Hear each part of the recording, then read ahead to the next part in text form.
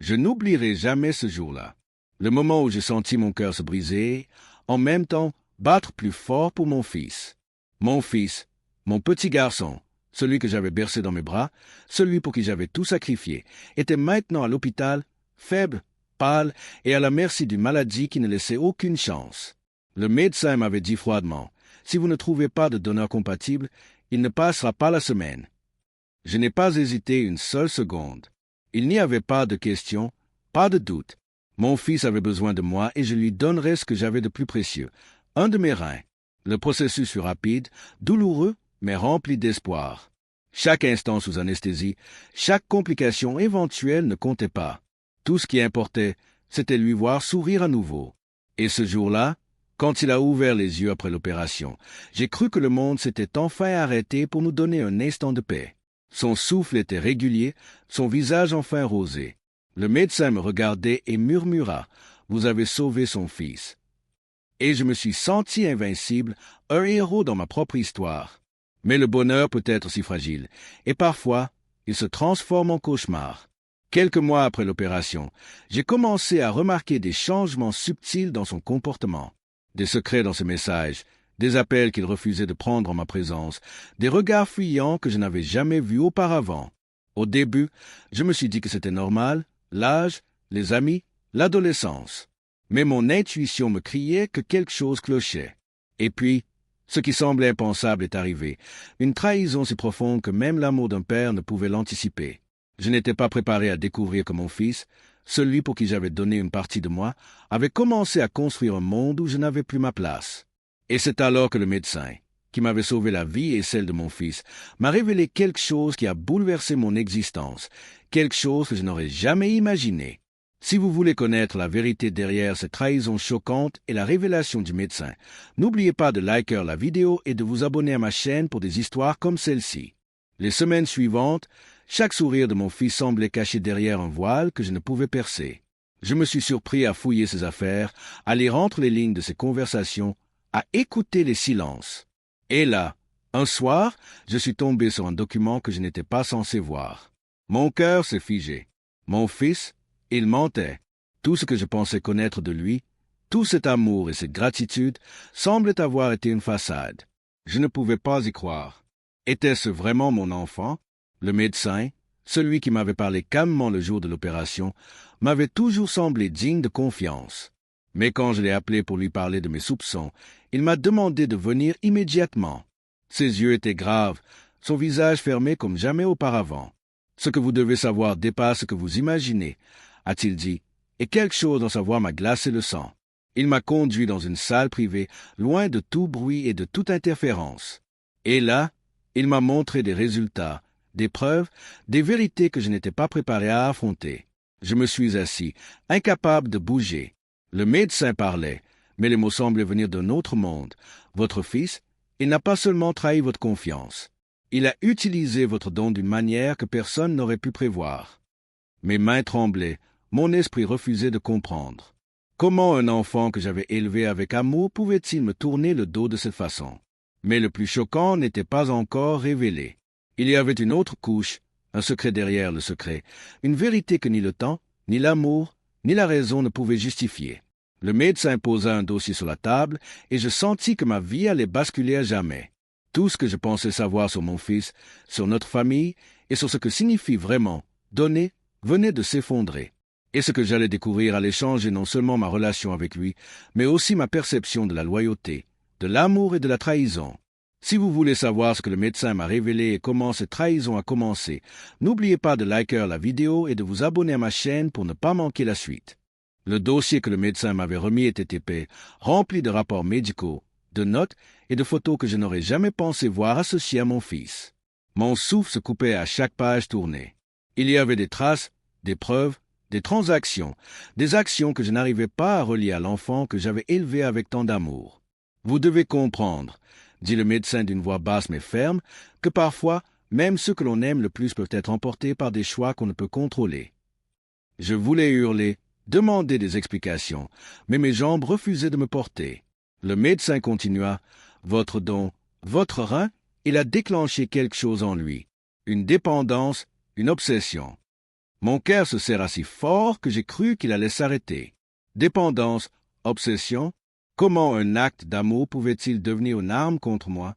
Cette nuit-là, je suis rentré chez moi, mais la maison semble étrangère. Chaque photo, chaque objet, chaque souvenir me regardait avec des yeux accusateurs. Je repensais aux moments heureux, aux rires partagés, et maintenant, tout cela semblait appartenir à un autre monde, un monde que je ne reconnaissais plus.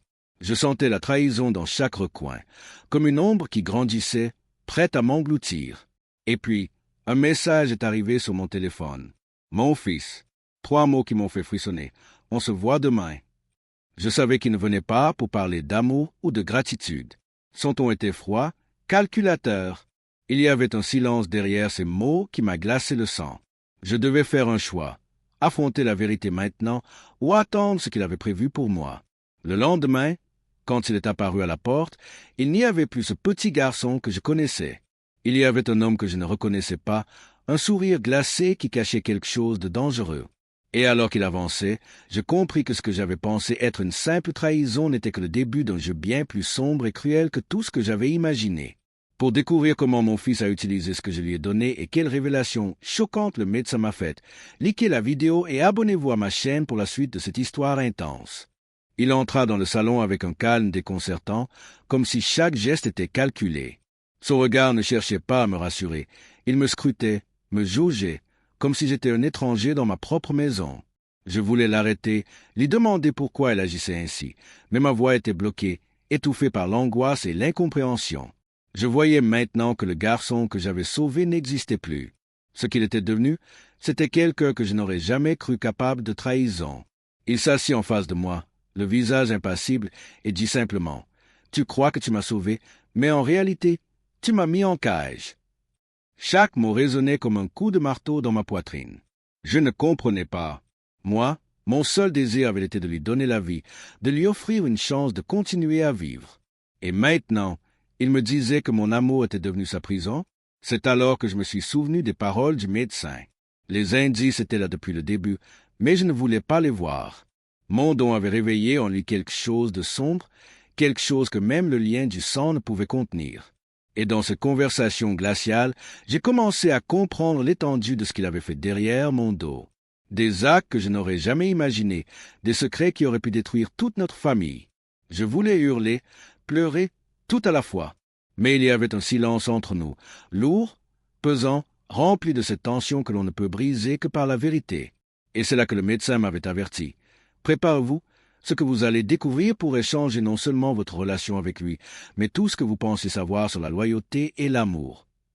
Avant que je puisse répondre, il se leva lentement, un sourire froid et calculateur sur les lèvres, et me dit quelque chose qui m'a fait frissonner jusqu'aux os. « Tu crois que tu m'as donné la vie, mais je t'ai donné la mort de ton innocence. » Ces mots ont résonné dans ma tête comme un écho funeste, et pour la première fois, j'ai senti que je ne reconnaissais plus mon propre fils. Si vous voulez savoir comment cette trahison a commencé et ce que le médecin m'a révélé, likez la vidéo et abonnez-vous à ma chaîne pour ne rien manquer de cette histoire choquante. Après qu'il eut prononcé ces mots, un silence glacial s'installa dans la pièce.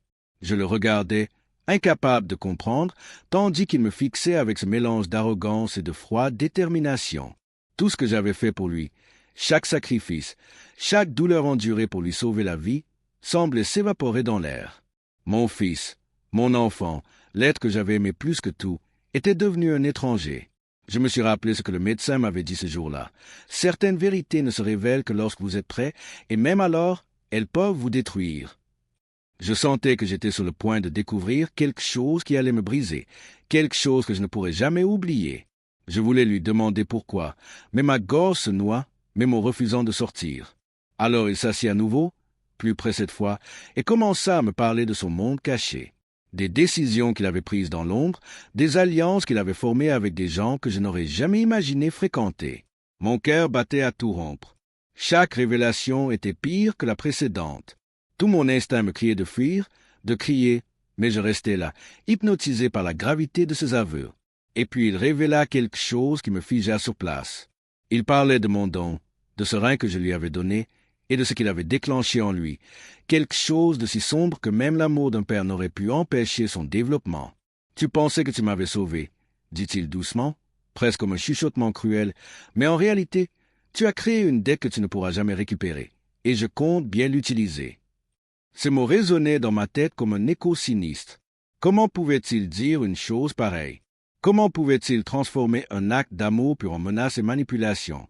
Mon cœur se serrait à mesure que la réalité s'imposait à moi. La trahison n'était pas un accident, ce n'était pas un geste irréfléchi. C'était calculé, méthodique, et je venais de découvrir que j'étais piégé dans un jeu dont les règles m'étaient complètement inconnues. Pour savoir comment ce jeu dangereux va continuer et ce que le médecin a découvert sur mon fils, likez la vidéo et abonnez-vous à ma chaîne pour ne rien manquer de cette histoire intense et choquante. Les jours qui suivirent furent un cauchemar éveillé. Mon fils ne parlait plus comme avant, ne me regardait plus avec ses yeux pleins de confiance et d'innocence. Chaque geste, chaque mot semblait calculé, comme s'il essayait de me tester, de mesurer jusqu'où je pouvais supporter sa transformation. Je commençais à comprendre que ce n'était pas seulement une trahison personnelle, c'était une manipulation consciente, presque un jeu cruel auquel il me contraignait malgré moi. Un soir, alors que je tentais de reprendre contact, il me tendit une enveloppe scellée. « Lis ça », dit-il, et son sourire glacial ne laissait aucune place à l'émotion. À l'intérieur, il y avait des preuves de ses agissements. Comptes secrets, transactions, messages codés, tout un monde que je n'avais jamais soupçonné. Mon cœur se serra. Comment un enfant que j'avais élevé avec tant d'amour pouvait-il devenir quelqu'un de si calculateur, si froid? Je suis retourné voir le médecin. Son expression était sombre, plus grave que jamais. « Ce que vous venez de découvrir n'est que la partie visible de l'iceberg, » murmura-t-il. « Votre fils a été influencé par quelque chose que vous ne soupçonniez même pas. Et votre don, il a déclenché un processus que ni vous ni lui ne pouviez contrôler. » Ces mots étaient un avertissement, mais aussi une vérité que je refusais encore de comprendre pleinement. Le médecin me montra des résultats que je n'oublierai jamais, des changements physiologiques, des réactions inhabituelles liées à la transplantation, des signes que le randonnée avait, d'une manière étrange et inattendue, modifié certains comportements. Je restais interdit. Était-ce possible? Comment un acte d'amour pouvait-il déclencher une telle transformation? Était-ce de ma faute?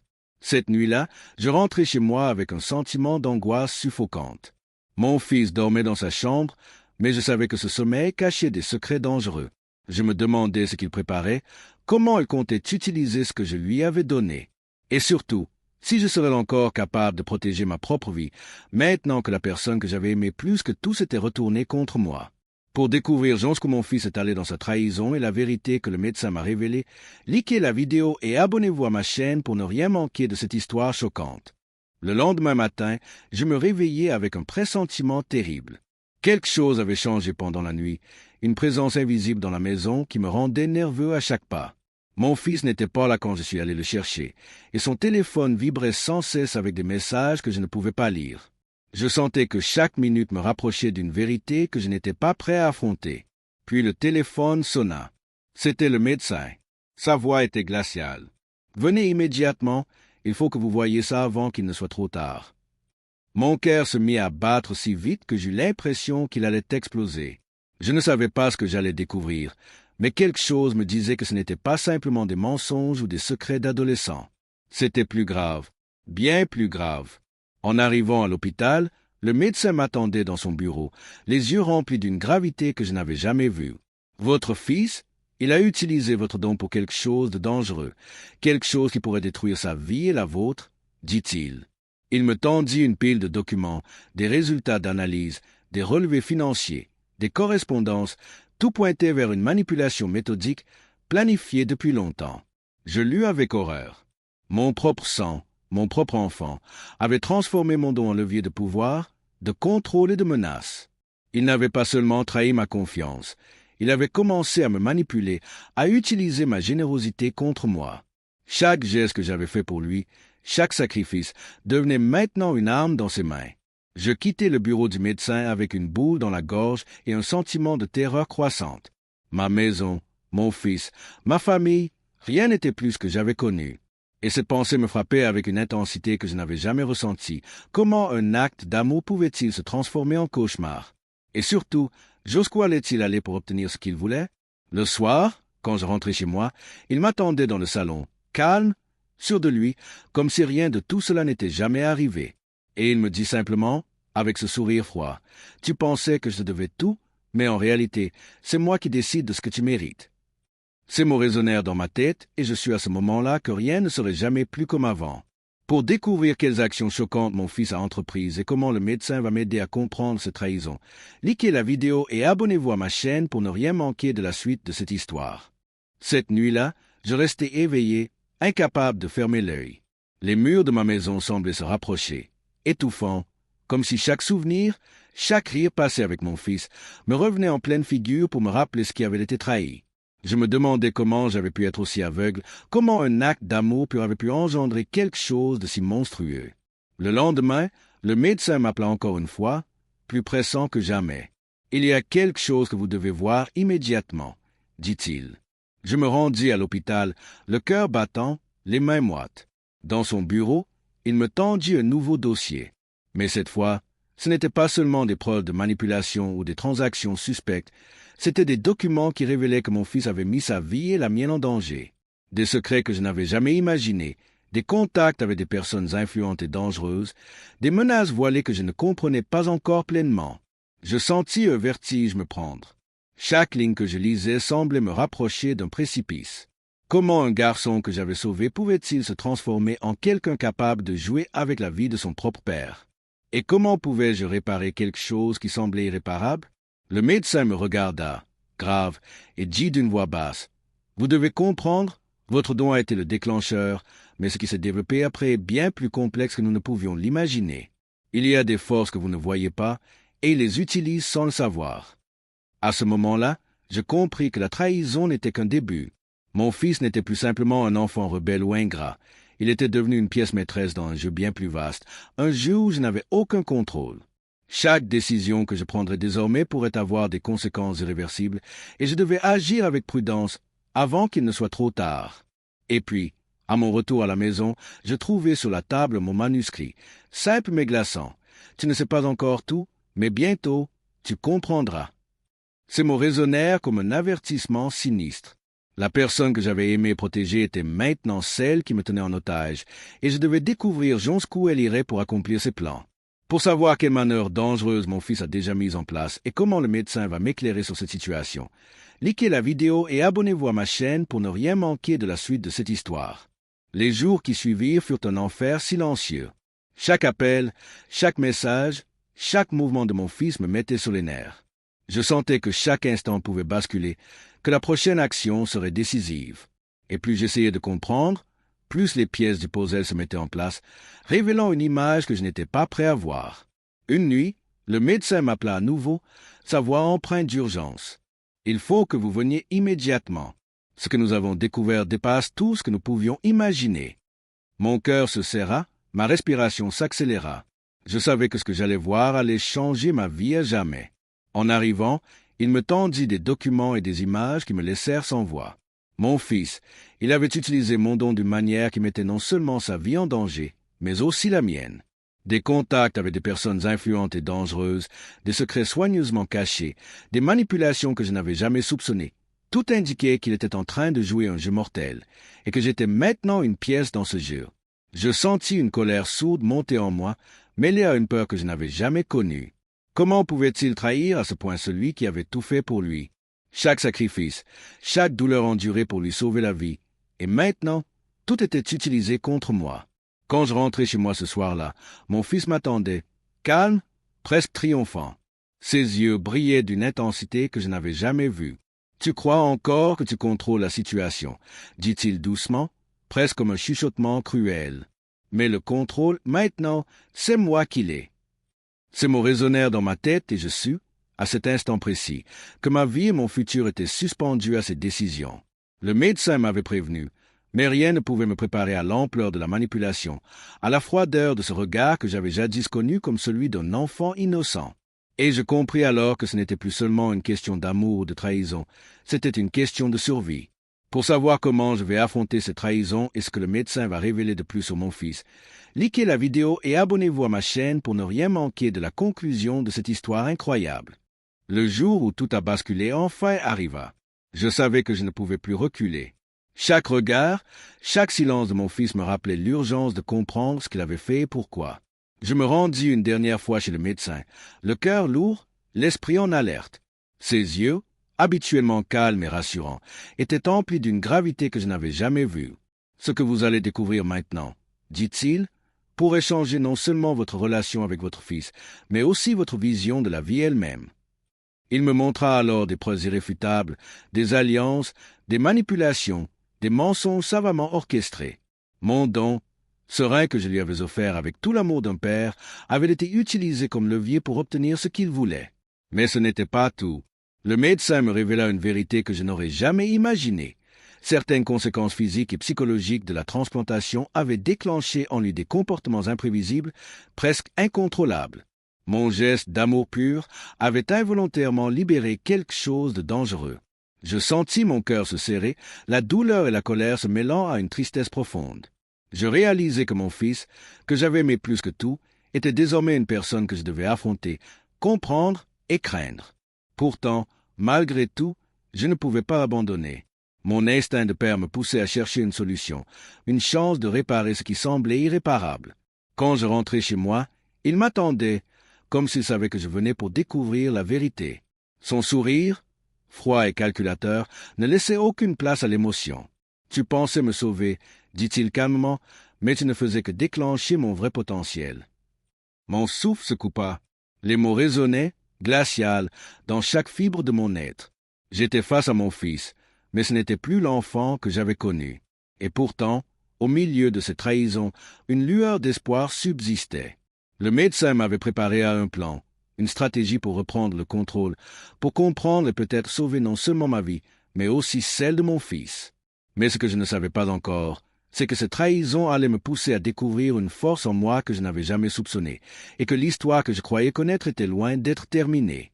Si vous voulez découvrir d'autres histoires vraies et incroyables pleines de suspense et de révélations, likez la vidéo et abonnez-vous à ma chaîne pour ne rien manquer. Les jours suivants, chaque mouvement de mon fils semblait orchestré avec une précision effrayante.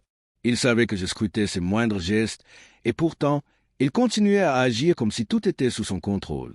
Mon esprit tournait à toute vitesse, essayant de comprendre ses intentions, de prévoir ses prochaines actions.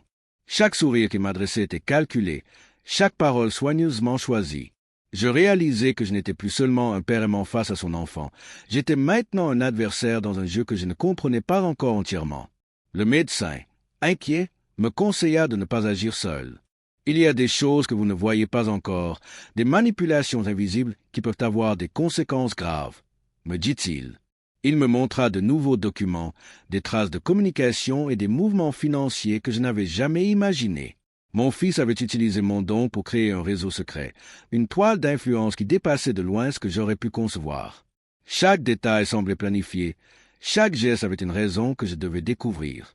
Je passais des nuits blanches à analyser chaque indice, à retracer ses contacts, à essayer de comprendre comment un simple don de rein pouvait transformer un enfant en quelqu'un capable de manipulation aussi sophistiquée. Je sentais que je perdais peu à peu le contrôle de la situation, et que la personne que j'avais élevée avec amour devenait un mystère dangereux que je devais résoudre avant qu'il ne soit trop tard. Un soir, alors que je suivais une piste à propos de ces dernières actions, je reçus un appel anonyme. Une voix inconnue murmura des mots qui glacèrent mon sang. Il sait que vous enquêtez, et il se prépare à vous surprendre. Mon cœur s'emballa.